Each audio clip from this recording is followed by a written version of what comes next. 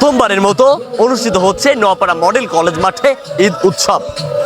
আমরা ইতিমধ্যে লক্ষ্য করেছি বিকালের এই সময়টিতে নোয়াপাড়া মডেল কলেজ মাঠে দর্শনার্থীদের উপচে পড়া ঢল সেটা কিন্তু লক্ষ্য করা যাচ্ছে। বিশেষ করে আমরা দেখেছি কোমলমতি যে শিশুরা অভিভাবকদের সাথে করে তারা ইতিমধ্যে বিভিন্ন রাইডে সর করছে।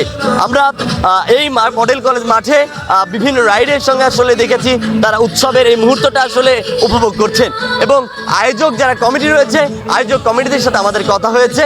তারা বলেছেন প্রথমবারের মতন এই আয়োজনটি সফল করার লক্ষ্যে তারা বিভিন্ন ধরনের প্রস্তুতি নিয়েছে।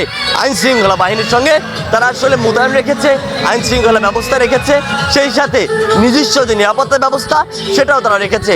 সেই সাথে মেডিকেল ক্যাম্প, জরুরি সেবার জন্য মেডিকেল ক্যাম্পেরও ব্যবস্থা করা হয়েছে এই অনুষ্ঠানটিতে।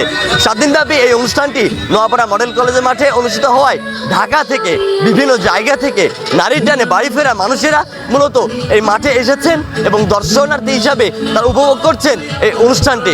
এই ছিল আমার কাছে এখন পর্যন্ত উৎসবের সর্বশেষ।